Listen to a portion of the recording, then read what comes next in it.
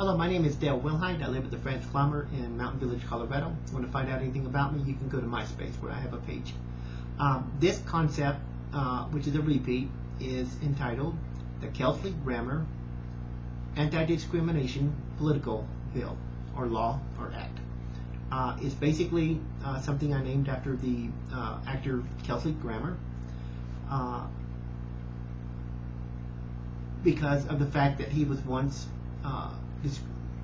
discriminated against in a very, very rude way, you might say, when he was working on some set back in the 1980s. I don't know if he was working on the set of Cheers or some movie set. I have a feeling it's probably the set of Cheers, because it was a very left-wing group of directors and writers and producers that produced that show. What happened to him was that he was approached by either a writer, director, or producer, or someone that worked for wherever he was working at, and wanted him to donate $50,000 to then Barbara Boxer, who is now Senator Barbara Boxer of California, who may be in her last year next year, because right now she's in political trouble, being a big supporter of Obama right now. Anyhow, he was told to donate $50,000 to her campaign, and he said he didn't even know who she was, but it just didn't seem to make any difference to whoever this person was, and he was threatened with being terminated if he didn't donate the money to her candidacy, even though he's not a Democrat. So to me, when I heard him tell this story earlier this year, I came up with the idea that we need to put something in our Civil Rights Act that prohibits discrimination based on political beliefs, or whether you're Republican, Democrat, Libertarian, Independent, or whatever, liberal, conservative, doesn't matter, into our Civil Rights Act.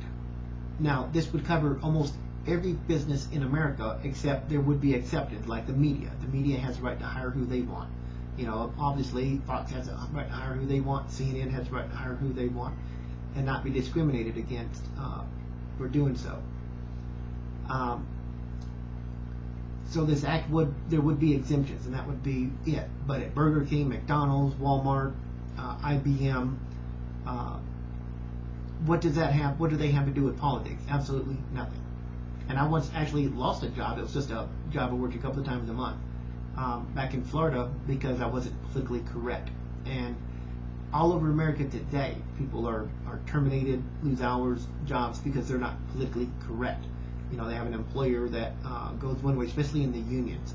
This would apply to the unions as well, because of the fact that the union leaders take the money and donate it to candidacies, and they believe or expect all of their union members to vote the same way they vote, or believe the same way they believe.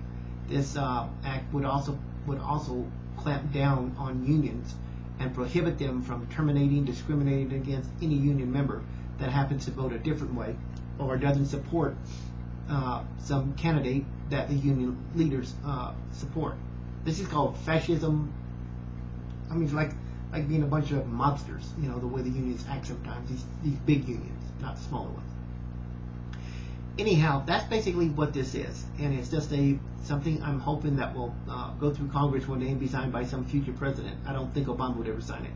That will prohibit people from being discriminated against based on their political beliefs. It has no place in the workplace, or at least in most workplaces in America. And this is also aimed at the entertainment industry, where discrimination based on political correctness is rampant. Do you think Barbra Streisand would hire somebody that believes in the right to bear arms or is pro-life? No, she would discriminate against them. But when she discriminates, or when the liberals discriminate, they tend to think that it's not discrimination. It's only when they're discriminated against that it's deemed discrimination. This here is going to put an end to that, and that means people like Kelsey Grammer could have sued that studio, and that producer would have lost his job for threatening the actor with termination because he did not, if he decided not to donate that $50,000. That's his money. He worked for it. It belongs to him, not to some senator. And if Senator Barbara Boxer had any class, in which he doesn't, she would find a way to give that $50,000 back to Kelsey Grammer and stand up and publicly state that she detests such tactics. And I think that producer, director, writer, whoever it was, should be identified, and if he's working today, he ought to be fired, or he should have to apologize for doing that. And the entertainment industry should be a place for everyone to come to work, even people of the Christian faith who are rampantly discriminated against. But they're not, and political correctness seems to be everything there, and that is wrong. You know, you hire an actor or actress, whatever, to do a job, is primarily irrelevant. You know, it's just wrong. So that's basically what this act is, and I hope one day that it will make its way to Congress, and some future president will sign it, and we can put it in. We can add something to the Civil Rights Act that will put it in to as much political discrimination as we can, because it's just wrong.